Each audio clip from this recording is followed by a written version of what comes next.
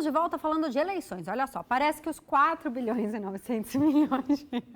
Gente, desculpa, é que o bichinho estava que eles quiseram matar, eu não deixei. Vamos voltar à reportagem. Os 4 bilhões e 900 milhões de reais do fundo eleitoral, que é o dinheiro público... E vamos parar de matar o bichinho. Destinados às campanhas de eleição deste ano não são suficientes. Dados do Tribunal Superior Eleitoral, por meio do portal Divulcande, mostram que os recursos próprios injetados pelos candidatos somam 36 milhões e 300 mil reais.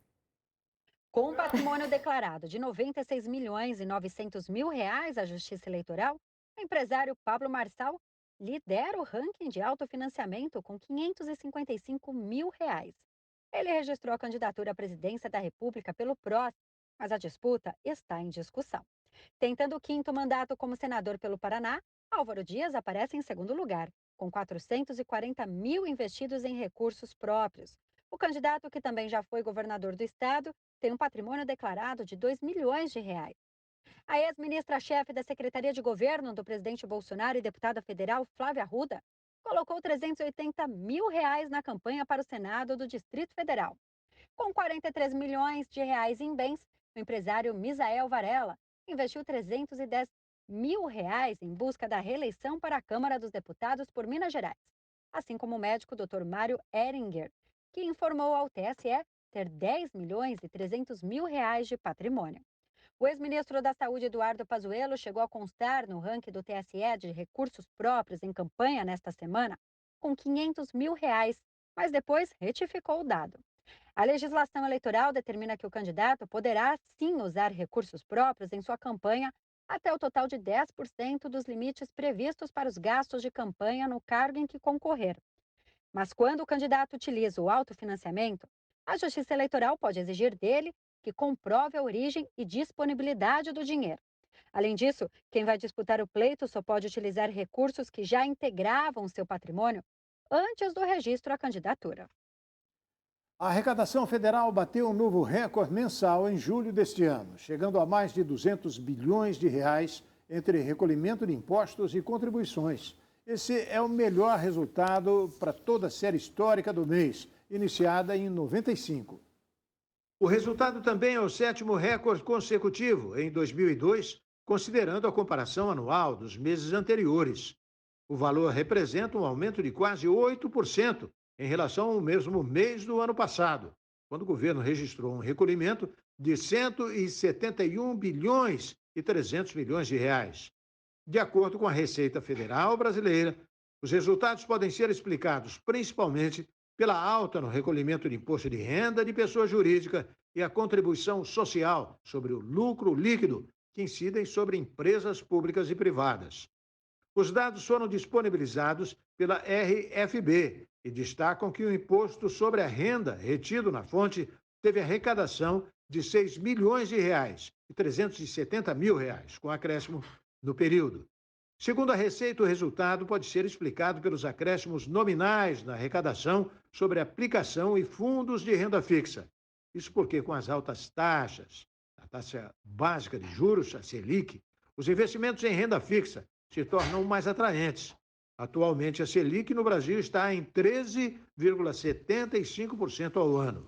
E depois que Jair Bolsonaro decidiu não participar, a campanha do ex-presidente Lula decidiu que ele também não vai ao debate que acontece no domingo. Sem Bolsonaro, a cúpula da campanha avalia se Lula vai realmente debater com Ciro Gomes, Simone Tebet e outros candidatos. Porque esse cenário haveria aí a possibilidade de gerar um fato que tiraria o foco da boa repercussão que, segundo a ala petista, teve a entrevista do ex-presidente ao Jornal Nacional e prejudicaria a atual liderança nas pesquisas de intenção de voto. Se o petista for sem a presença do atual presidente, ou vice-versa, será alvo preferencial dos demais participantes e poderá ter a imagem desgastada, sem a oportunidade de desgastar o principal adversário. Já Jair Bolsonaro também não pretende comparecer. O tema foi mencionado em uma conversa durante um almoço do presidente com empresários.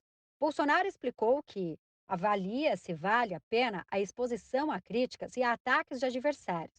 O presidente já havia dito que compareceria aos debates que tivessem a presença de Lula, o seu principal adversário. A assessoria de imprensa da Rede Bandeirantes informou que tanto a equipe de Bolsonaro como a equipe de Lula, informaram que eles devem comparecer.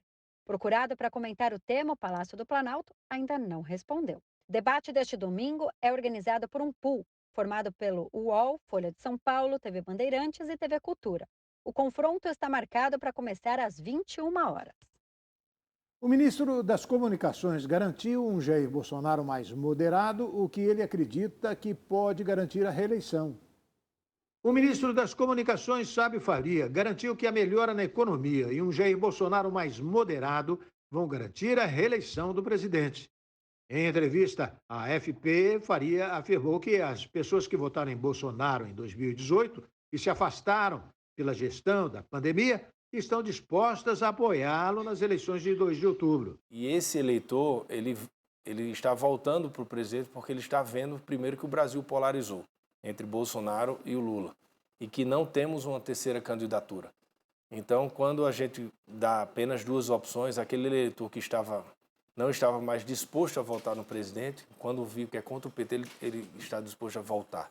O ministro deu como exemplo a postura de Bolsonaro durante a entrevista no Jornal Nacional, da TV Globo, que ele considerou ter sido menos agressivo do que o habitual, ao ser perguntado, por exemplo, sobre frequentes ataques ao judiciário. E as pessoas estão começando a perceber que essa crise é uma crise global, que afeta o mundo inteiro e que o Brasil está melhor do que os outros. Então, essa sensação, esse conhecimento que as pessoas estão tendo, estão fazendo com que o presidente venha crescendo muito rápido. A economia é muito importante para a reeleição. E eu acredito que é a economia que vai reeleger o presidente Bolsonaro.